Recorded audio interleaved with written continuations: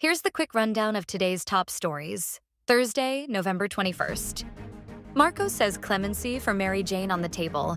Philippines to honor transfer conditions. President Ferdinand Bongbong Marcos said that the possibility of granting clemency to convicted OFW Mary Jane Veloso is still on the table as the Philippine government vowed to honor the condition of her upcoming transfer.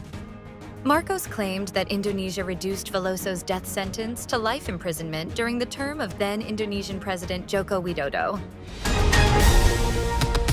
VP Sara's aide says 4 DepEd officials told to resign on the spot.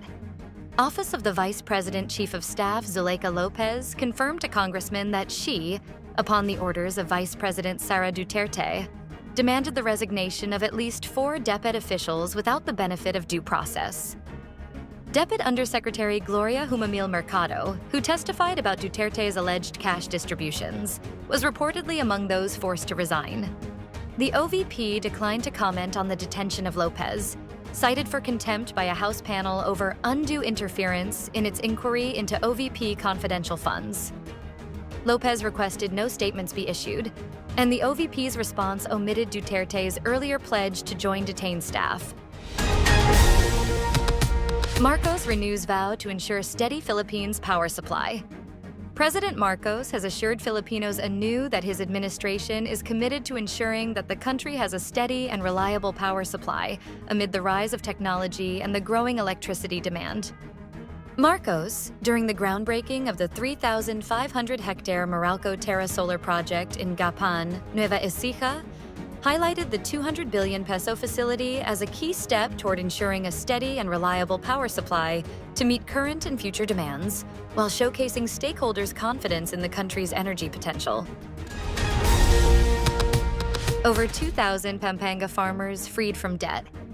President Marcos has distributed 2,939 certificates of condonation with release of mortgage and awarded 30 certificates of land ownership award to over 2,487 agrarian reform beneficiaries in Pampanga. Marcos said distributing COCROMs and CLOAs will ease farmers' struggles after recent typhoons, freeing IRBs from 206.38 million pesos in debt, including amortization and surcharges.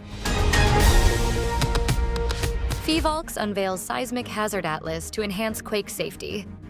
Phivolcs launched the Seismic Hazard Atlas for the design earthquake of the Philippines, a groundbreaking resource aimed at improving the safety and resilience of buildings across the country.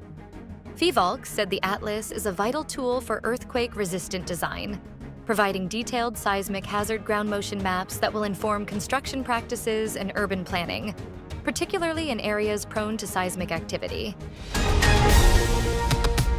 6 in 10 working Filipino children suffer labor abuse. The proportion of child laborers in the country increased significantly in 2023, with more than half of working Filipino children engaged in hazardous or excessive work. Data from the Philippine Statistics Authority showed. Based on the PSA report published today, 62% of the 1.1 million working children aged 5 to 17-year-old in the country were engaged in child labor, up from 56% in 2022. This means that 6 out of 10 working children were involved in child labor last year. The increase follows a temporary decline in child labor in 2022 from 68.4% in 2021. One Direction's Liam Payne laid to rest, bandmates attend funeral.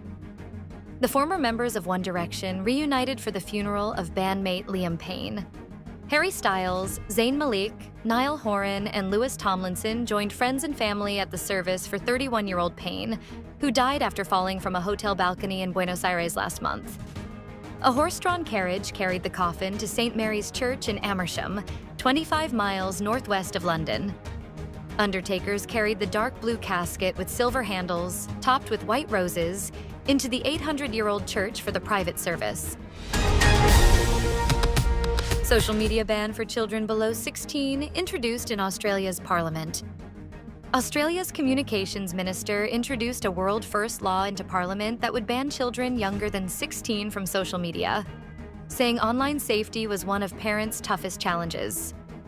Michelle Rowland said TikTok, Facebook, Snapchat, Reddit, X, and Instagram were among the platforms that would face fines of up to 50 million Australian dollars for systemic failures to prevent young children from holding accounts. Stay updated with the latest news. Visit our website at www.mb.com.ph or follow us on social media. Thanks for tuning in.